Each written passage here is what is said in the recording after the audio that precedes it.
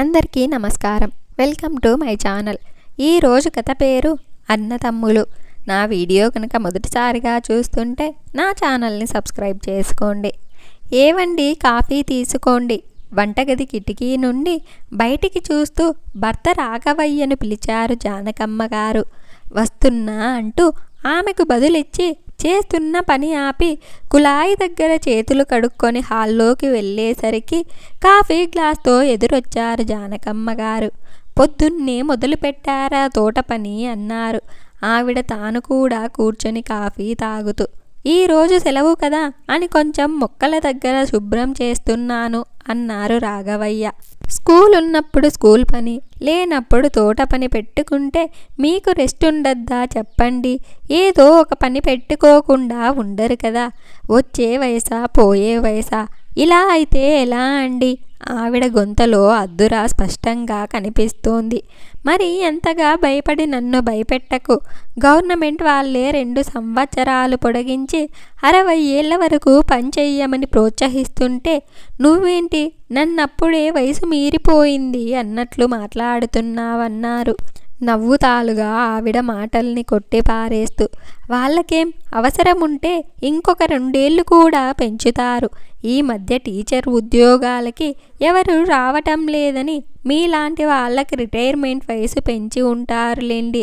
అదొక పెద్ద విషయమేమీ కాదన్నట్లు జానకమ్మ గారు కూడా రాఘవయ్య గారి మాటల్ని కొట్టిపారేశారు. అబ్బో, ఇలాంటి విమర్శలు బాగానే చేస్తారు మీ ఆడాళ్ళు. మెచ్చుకోవటం మాత్రం చేత కాదు కదా. నవ్వుతూనే చురకంటించారు రాఘవయ్య గారు. రాఘవయ్య గారు విశాఖపట్నం జిల్లాలో ఒక గ్రామంలో టీచర్గా చేస్తున్నారు. ఆయనకి బదిలీ అయినప్పుడల్లా ఆ ఊరి సర్పంచ్ తన పలుకుబడితో ఆ చుట్టుపక్కల ఉన్న ఊర్లకు తప్ప దూరంగా వెయ్యనివ్వరు. అతనికి ఆ ఊరి వారికి మాస్టార్ మీద ఉన్న అభిమానం అలాంటిది. మొదటిసారి ఆ ఊరులో అడుగుపెట్టినప్పుడు ఆయన కొత్తగా ఆ ఉద్యోగంలో చేరారు. ఆ వేళ విశేషం ఎలాంటిదో కానీ అందరికీ తలలో నాలుకలా అయ్యారు. అక్కడికి వచ్చిన తర్వాతే ఆయనకి పెళ్ళవ్వటం, జానకిని కాపురానికి తేవటం జరిగింది. ఆమె కూడా అందరికీ ఇష్టురాలే. ఎవరికి ఏ అవసరం వచ్చినా తానే ముందుంటారు. వారికిద్దరు కొడుకులు. తమకు ఉన్న ఆదాయంతోనే ఎంతో జాగ్రత్తగా వారికి పెద్ద చదువులు చదివించారు. వారిలో పెద్దవాడు సురేష్ అమెరికాలో, చిన్నవాడు నరేష్ బెంగుళూరులోనూ స్థిరపడ్డారు. రాఘవయ్య గారు అక్కడి పెద్దల సహకారంతో ఆ ఊరిలో 1 ఎకరం పొలం, 1 ఇల్లు ఏర్పాటు చేసుకున్నారు. రిటైర్మెంట్ తర్వాత కూడా అక్కడే ఉండాలని ఆయన నిర్ణయం. ఇన్నేళ్లుగా కన్నతల్లిలాగా ఆదరించిన ఊరిని, ఆ ఊరి వారిని వదిలిపెట్టి వెళ్ళటం వారిద్దరికీ ఇష్టం లేదు. రాఘవయ్య గారు తన పొలంలో కొబ్బరి, మామిడి లాంటి పండ్ల చెట్లను నాటించారు. ఆయనకు ఆ గ్రామంలో ప్రతి ఒక్కరూ సహాయం చేస్తారు. వారి సహాయ సహకారాలతో వ్యవసాయం మీద అవగాహన లేకపోయినా పొలం మీద ఎప్పుడూ నష్టం కలగలేదు. పిల్లలు దూరంగా ఉన్నా వారి మంచి కోసమే అన్న దృష్టితో ఎప్పుడూ బాధపడేవారు కాదు. కానీ సంవత్సరానికి ఒక్కసారైనా రమ్మని అడిగేవారు. పెద్ద కొడుకు సురేష్ అమెరికా వెళ్ళి 10 సంవత్సరాలయ్యింది. చిన్న కొడుకు నరేష్ కూడా బెంగుళూరులో స్థిరపడి 8 సంవత్సరాలవుతోంది. ఇద్దరూ 4 సార్లు వచ్చి ఉంటారు. ఈ సంవత్సరం ఎలాగైనా రమ్మని చెప్పారు రాఘవయ్య గారు. ఆయన ఈ సంవత్సరం రిటైర్ కాబోతున్నారు. పిల్లలు తన రిటైర్మెంట్ సమయానికి రావాలని ఆయన కోరిక. కొడుకులిద్దరూ తమ కుటుంబాలతో ఆయన రిటైర్మెంట్ సమయానికి వచ్చారు. స్కూల్లో ఘనంగా సన్మాన సభ ఏర్పాటు చేశారు. ఆయనని అభినందిస్తూ స్కూల్ వాళ్ళు, గ్రామ పెద్దలు మాట్లాడారు. వారు కూడా ఇన్నేళ్లుగా ఆదరించిన ఊరి వారందరికీ కృతజ్ఞతలు తెలియజేశారు. మున్ముందు కూడా తానిక్కడే ఉండబోతున్నట్లుగా చెప్పారు. ఊరు వారంతా సంతోషంగా చప్పట్లతో తమ ఆనందాన్ని తెలియచేశారు. ఇంటికి వెళ్ళి తీరుబడిగా కూర్చున్నాక కొడుకులు, కోడళ్ళు వారిద్దరి దగ్గర కూర్చున్నారు. చిన్న కొడుకు నరేష్, నాన్న, ఏమిటి మీరు రిటైర్ అయ్యాక కూడా ఇక్కడే ఉంటారా? ఇంకా ఇక్కడేం చేస్తారు? మా ఇద్దరిలో ఎవరో ఒకరి దగ్గరుంటే సరిపోతుంది కదా. ఈ వయసులో కూడా ఒక్కరే ఉండి ఏం కష్టపడతారు అన్నాడు. ఒక్కడినే అంటావేమిటిరా? అమ్మ నేను ఇద్దరం. మా ఇద్దరికి తోడు ఈ ఊరి జనం. ఈరోజు సన్మాన సభలో చూశారుగా అందరూ ఎలా మాట్లాడారో. అయినా ఇంకా మా పనులు మేం చేసుకునే శక్తి ఉంది. ఇప్పటి నుండి మీకెందుకు భారంగా ఉండటం? అదీ కాక ఇక్కడ పొలం ఇల్లు ఉన్నాయిగా, అన్నీ వదిలేసి ఎలా వచ్చేస్తామన్నారు రాఘవయ్య గారు. వదిలేసేందుకు? అమ్మేసి రండి.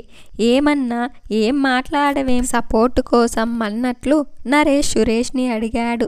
జానకమ్మ గారు కోడళ్ళు నిశ్శబ్దంగా వింటున్నారు. రాఘవయ్య గారు సురేష్ వైపు చూశారు. నేనేం చెప్తాను, అంతా నాన్నగారిష్టం. నాకైతే ఇంకా రిటైర్ అయ్యాక కూడా పొలం పనులని కష్టపడే బదులు హాయిగా వచ్చే పెన్షన్తో గడుపుతుంటే సరిపోతుందనిపిస్తుంది. ఎందుకు అక్కర్లేని గంగాటం అని. ఆ ఒక్క ఎకరా మీద ఖర్చే తప్ప ఆదాయం ఏం ఉంటుంది? ఇన్నాళ్ళంటే వచ్చిన జీతంలో ఖర్చు పెట్టేవారు. కానీ ఇప్పుడు ఎలా? అది ఆలోచించాలి కదా అన్నాడు సురేష్. అయితే నీ ఉద్దేశం పొలం అమ్మేయమనా? సూటిగా అడిగారు రాఘవయ్య గారు. అవును నాన్నగారు. ఇంకా ముసుగులో గుద్దులాట దేనికి? పొలం అమ్మేసి నా వాటా నాకిస్తే నేను అమెరికాలో ఈ మధ్యనే ఇల్లు కొనుక్కున్నాను కదా, కొంచెం హెల్పింగ్గా ఉంటుంది. ఇంకా ఈ ఇల్లంటారా? మీ ఇష్టం. వాడన్నట్లు అమ్మేసి వాడి దగ్గరకు వెళ్ళిపోయినా మంచిదే అన్నాడు సురేష్. జానకమ్మ గారి దృష్టి కోడళ్ళ వైపు తిరిగింది. చిన్న కోడలు విజయ కళ్ళల్లో సంతోషం ఆవిడ దృష్టిని దాటిపోలేదు. పెద్ద కోడలు ప్రమీల కొంచెం ఆలోచనలో ఉన్నట్లనిపించింది. సరే, మీ ఉద్దేశాలు మీరు చెప్పారు కదా, మేం ఆలోచించుకోవాలి అన్నారు గంభీరంగా. జానకమ్మ గారు మాత్రం ఏమీ మాట్లాడలేదు. మౌనంగా ఉన్నారు. అప్పటికే సాయంత్రం 5 అవుతూ ఉండటంతో ఆవిడ టీ పెట్టడానికి లేచారు. టీ తాగేసి రాఘవయ్య గారు పొలం వైపు వెళ్ళి వస్తానని వెళ్ళారు. మనవలు వెంటపడటంతో వాళ్ళని కూడా పొలానికి తీసుకుని వెళ్ళారు. ఇంతలో పక్క వీధిలో ఉండే కమలమ్మ వచ్చి పిండి వంట చెయ్యటానికి సహాయం అడగడంతో ఆవిడ బయటికి వెళ్ళిపోయారు. కమలమ్మ ఇంటికి వెళ్ళేసరికి వారింటికి చుట్టాలు వచ్చుండటంతో పిండి వంట పని వాయిదా పడింది. వచ్చిన వారు కమలమ్మ ఆడపడుచు కావటంతో కొంచెం సేపు మాట్లాడి ఇంటికి తిరిగొచ్చారు జానకమ్మ గారు. ఇంట్లోకి అడుగు పెట్టబోతుంటే పెద్ద కోడలి మాటలు గట్టిగానే వినిపించాయి. పొలం ఇల్లు రెండమ్మేసి వచ్చిన డబ్బులో సగం వాటా మాత్రమే మాకు వస్తుంది. కానీ వాళ్ళని మీ దగ్గరే పెట్టుకుంటే మామగారి పెన్షన్ డబ్బులతో పాటు వాళ్ళింట్లో చేసే పని కూడా మీకు కలిసొస్తుందని కదా మీ ఆశ. అందుకేనా వాళ్ళని ఎంతగా అన్నీ అమ్మేసి రమ్మని ఒత్తిడి చేసేది అంటోంది కోపంగా. అలా అయితే మీరు తీసుకెళ్ళి పెట్టుకోండి, మేం కాదన్నామా? ఏమండి మాట్లాడరు? దీర్ఘం తీసింది చిన్న కోడలు. మేం తీసుకెళ్ళి ఏం చెయ్యాలి? వాళ్ళక్కడ ఉండలేరు. రాను పోను ఖర్చు మోపెడు.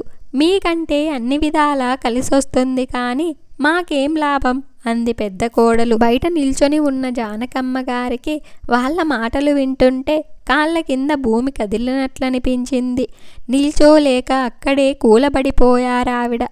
ఏవండి, మీ వదిన మాటలు విన్నారా? మనకేదో కలిసి వస్తుంది అన్నట్లు మాట్లాడుతోంది. తీసుకెళ్తే బాధ్యత పడాలి కదా, అది ఎవరు పడతారు?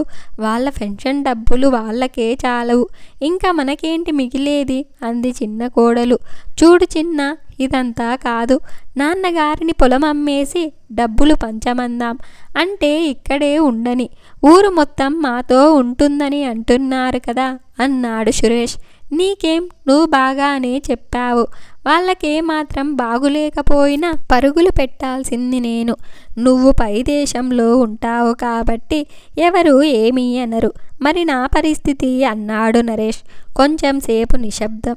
తర్వాత ఎక్కడో ఉన్న నేను పదే పదే రాలేను. కావాలని కాదుగా, కుదరక. నాకన్నా దగ్గరగా ఉంటావు కాబట్టి నువ్వు వస్తావని, రావాలని అందరూ అనుకుంటారు. అందులో పెద్ద విషయం ఏం ఉంది? నీ ప్లేస్లో నేనున్నా అంతేగా అన్నాడు సురేష్. డాలర్లలో సంపాదించే నీకేం తెలుసు? బెంగళూరులో కాస్ట్లీ సిటీ. మా సంపాదన అసలు ఖర్చులకు సరిపోదు. ఇంకా మధ్య మధ్యలో ప్రయాణాలంటే పరిస్థితి ఏంటి? నరేష్ గొంతులో అసహనం. డాలర్లలో సంపాదిస్తానని తెగ ఫీల్ అవుతున్నారు. కానీ ఖర్చు కూడా డాలర్లలోనే అని ఎందుకు అనుకోరు? అక్కడేదో సుఖపడిపోతున్నామని ఓ బాధపడుతున్నారు. అక్కడ ఎన్ని బాధలు పడుతున్నామో తెలుసా?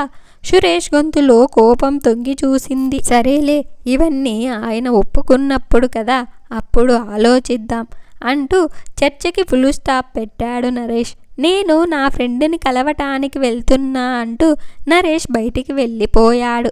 ఆ వెనకే సురేష్ వెళ్ళిపోయాడు. కోడళ్ళిద్దరూ గదుల్లోకి వెళ్ళిపోయారు. కాస్త ఆగి లోపలికి వచ్చిన జానకమ్మ, ఎక్కడున్నారందరూ?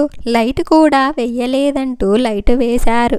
బయటికి వచ్చిన పెద్ద కోడలు, మీ అబ్బాయిలు బయటికెళ్ళారండి అని సమాధానమిచ్చి మళ్ళీ లోపలికి వెళ్ళిపోయింది. జానకమ్మ గారికి ఏం చెయ్యాలో తోచలేదు. వంటగదిలోకెళ్ళి వంట ప్రయత్నంలో పడ్డారు. ఇంతలో రాఘవయ్య గారు మనవలు రావటంతో సందడి మొదలయ్యింది. వంట పూర్తి చేసి పిల్లలకు పెడుతుండగా కొడుకులు రావటంతో తండ్రి కొడుకులకు భోజనాలు పెట్టేశారు. కొడుకులు లోపలికి వెళ్తుంటే రాఘవయ్య గారు పిలిచి మర్నాడందరూ పొలానికి వెళ్ళటానికి సిద్ధంగా ఉండమని చెప్పారు. తర్వాత ఎవరి గదులకు వాళ్ళు వెళ్ళిపోయారు. జానకమ్మగారు రాఘవయ్య గారిని కాసేపు తోటలో కూర్చుందాం రండి అని పిలవటంతో ఇద్దరూ తోటలోకి వెళ్ళి అక్కడ ఉన్న ఒక బెంచు మీద కూర్చున్నారు. చెప్పు జానకి అన్నారు రాఘవయ్య గారు. నేనేమనలేదే అన్నారు జానకమ్మగారు. నీ సంగతి నాకు తెలుసు. ఏమైనా మాట్లాడాలంటే నే తోటలోకి రమ్మని పిలుస్తావు అన్నారు నవ్వుతూ. జానకమ్మగారు కూడా నవ్వేసి, అనుకోకుండా నేను పిల్లలు మాట్లాడుకుంటూ ఉంటే వినడం జరిగిందండి అంటూ వారు మాట్లాడుకున్న విషయాలన్నీ రాఘవయ్య గారికి చెప్పి, పిల్లల మనస్తత్వాల్లో చాలా మార్పు వచ్చిందండి. చిన్నప్పుడు అన్నకేమైనా ఇస్తే తమ్ముడికి ఇవ్వాలని, తమ్ముడికి కొంటే అన్నకు కొనాలని పేచి పెట్టేవారు. ఇప్పుడేంటి ఇలా తయారయ్యారు అన్నారు నీళ్లు నిండిన కళ్ళతో. బాధపడకు జానకి, మార్పు సహజం. కాలంతో పాటు మార్పులు జరుగుతాయి అంటూ రాఘవయ్య గారు ఓదార్పుగా ఆమెను దగ్గరకు తీసుకున్నారు. ఆ మాత్రానికే చల్లగాలి తాకిన మేఘంలా ఆమె కళ్ళు వర్షించసాగాయి. ఊరుకో, నేనున్నాను కదా, నేను చూసుకుంటాను అన్నారాయన మళ్ళీ ఆమెను గుండెలకు హత్తుకుంటూ. ఏమండి, చిన్నప్పుడు వాళ్ళని చూసి అందరూ రామలక్ష్మణులు అనేవారు కదండి. నేనప్పుడెంతో పొంగిపోయేదాన్ని. ఇప్పుడు వాళ్ళ మాటలు వింటుంటే అసలు అన్నదమ్ములేనా అనిపిస్తుంది. వీళ్ళు జీవితంలో కలిసిమెలిసి ఉంటారా? మళ్ళీ వీళ్ళని నేను కోరుకున్నట్టుగా చూడగలవా? మరొకసారి మళ్ళీ ఆమె కన్నీటి సంద్రమయ్యింది. జాను, నా మాట మీద నమ్మకం ఉంది కదా, బాధపడకు, నేను చూసుకుంటాను. నువ్వు భయపడ్డట్టు ఏం జరగదు. పద పడుకుందాం, చాలా రాత్రి అయ్యింది అంటూ ఆమెను లోపలికి తీసుకెళ్లారు రాఘవయ్య గారు. మర్నాడు ఉదయం అందరూ పొలానికి వెళ్ళారు. పిల్లలు ఆనందంగా పరుగులు పెడుతున్నారు. మామిడి తోటలో చల్లగా ఉంటుందని వాటి మధ్య చాపలు వేయించారు. పనివాడు వచ్చి అందరికీ కొబ్బరి బోండాలిచ్చాడు. మామిడి తోటను చూపిస్తూ రాఘవయ్య గారు, ఆ తోట వేసినప్పుడు మా చిన్నాకి 8 ఏళ్ళు, సురేష్కి 10 ఏళ్ళుంటాయి అన్నారు. అవును నాన్నగారు, నాకు బాగా గుర్తుంది. తోటలో ముక్కలు వేసినప్పుడు మేం మీతోనే ఉన్నాం కదా, కదరా అన్నా అన్నాడు నరేష్ ఉత్సాహంగా. అవును, ముందు 2 రోజులు ఏవో కొలతలు కొలిచి దూరంగా మార్కింగ్ చేయించి తర్వాత మామిడి మొక్కలు పాతించారు అన్నాడు సురేష్ ఆనాటి విషయాలు గుర్తు చేసుకుంటూ. ఓహో, అయితే ఆ విషయాలు మీకింకా గుర్తున్నాయన్నమాట. అయితే మీరు చిన్నప్పుడు ఎలా ఉండేవారో, ఎలా ఆడుకునేవారో, ఎక్కడ ఆడుకునేవారో అన్నీ పిల్లలకి చూపించండి, సరదా పడతారు అన్నారు రాఘవయ్య గారు. పిల్లలు వారిద్దరి చుట్టూ చేరారు. పిల్లలు చేతులు పట్టుకుని పరిగెడుతూ వాళ్ళిద్దరూ ఎలా ఎంజాయ్ చేశారో వాళ్ళకి ప్రత్యక్షంగా అరుస్తూ ఆడుతూ పాడుతూ చూపించారు. పిల్లలతో పాటు పెద్దలు కూడా ఎంతో ఆనందాన్ని వ్యక్తం చేశారు. సురేష్ నరేష్లకు తమ చిన్ననాటి విషయాలు గుర్తొచ్చాయి. ఒకరికొకరు ఎంత అభిమానంగా చూసుకున్నారు. నరేష్ కొడుకు వినయ్, డాడ్, ఇన్నాళ్ళు ఎంత ఎంజాయ్మెంట్ మిస్ అయ్యాం కదా, మీకే హ్యాపీ. చిన్నప్పుడు పెదనాన్నతో బాగా ఎంజాయ్ చేశారు అన్నాడు బుంగ మూతి పెడుతూ. సురేష్ కొడుకు దీపక్, అవును బ్రో, వీళ్ళిద్దరూ బాగా ఎంజాయ్ చేసి మనల్ని ఎంజాయ్ చెయ్యనివ్వలేదు. నీకో సిస్టర్, నాకో సిస్టర్, వాళ్ళతో ఏం ఆడతాం? ఈ 4 days బాగా ఎంజాయ్ చేశాం కదా, ఇంకా ఎవ్రీ ఇయర్ ఇక్కడికి రావాలి, ఎంజాయ్ చెయ్యాలి అంతే. నా మాటే శాసనం అన్నట్లంటూ ఉంటే అందరూ నవ్వులే నవ్వులు. వారిని చూసి జానకమ్మ కళ్ళల్లో నీళ్లు తిరిగాయి. రాఘవయ్య గారు, బాబు సురేష్, నువ్విందాక నీ చిన్నప్పుడు మొక్కలు నాటే ముందు మార్కింగ్ చేసి దూరంగా మొక్కలు నాటించానని గుర్తు చేశావు కదా, దానికి కారణమేమిటో తెలుసా? మొక్కల వేళ్ళు అడుగు భాగంలో బాగా విస్తరిస్తాయి. ఒక చెట్టు ఎదుగుదల మరో చెట్టుకి ఆటంకం కాకుండా జాగ్రత్త తీసుకోవటానికి అలా చేస్తారు. కానీ చెట్లు ఎదిగాక కొమ్మలు దగ్గరగా వచ్చి నీడనిస్తున్నాయి చూసారా అన్నారు. మరి మనుషులు ఎందుకు తాతగారు చిన్నప్పుడు కలిసి పెరిగి పెద్దయ్యాక దూరం అవుతారు? సురేష్ కొడుకు దీపక్ ప్రశ్న విని అందరూ ఉలిక్కిపడ్డారు. ఇతరులకు ఇవ్వడం కోసం చెట్లు కాస్తాయి, నదులు ప్రవహిస్తాయి. గొప్పవారు ఇతరులకు సహాయం చెయ్యడం కోసం పుడతారు. కానీ మామూలు మనుషులు ఎవరి గురించి వాళ్ళే ఆలోచిస్తారు. అందుకే చిన్నప్పుడు కలిసి పెరిగిన వాళ్ళు కూడా పెద్దయ్యాక దూరం అవుతారు బాబు అన్నారు రాఘవయ్య గారు. సురేష్ నరేష్ ఒక్కసారిగా తండ్రి దగ్గరకు వచ్చి, క్షమించండి నాన్నగారు, మిమ్మల్ని చాలా బాధ పెట్టాం, ఇంకా మీరు చెప్పినట్టు నడుచుకుంటాం అని ఆయన చేతులు పట్టుకున్నారు. అంతేకాదు, దీపు అన్నట్లు ప్రతి సంవత్సరం వస్తాం, వీలైనంత త్వరలో మన దేశానికి తిరిగి రావటానికి ప్రయత్నిస్తాను. అతని మాటలు విన్న నరేష్ సంతోషంతో సురేష్ని పైకి లేపాడు. పిల్లలంతా చప్పట్లు కొట్టారు. కోడళ్ళిద్దరూ జానకమ్మ దగ్గరకు చేరి, క్షమించండి అత్తయ్య, మీకు బాధ కలిగించామన్నారు. ఆమె వారిద్దరిని ప్రేమగా దగ్గరకు తీసుకున్నారు. రాఘవయ్య గారు జానకమ్మ గారి వైపు చిరునవ్వుతో చూసేసరికి ఆమె కూడా చిరునవ్వులు చిందించారు. ఇలా వాళ్ళు మళ్ళీ కలిసి సుఖంగా జీవనం గడపసాగారు. ఇంత మంచి కథను మనకు అందించిన వెంకటరామసేతు గారికి ధన్యవాదాలు. నా వీడియో కనుక మీకు నచ్చినట్లయితే ఒక లైక్ చేసి స్టోరీ ఎలా ఉందో కామెంట్ చేయండి. నా ఛానల్ ఇంకా సబ్స్క్రైబ్ చేసుకోకపోతే వెంటనే సబ్స్క్రైబ్ చేసుకోండి.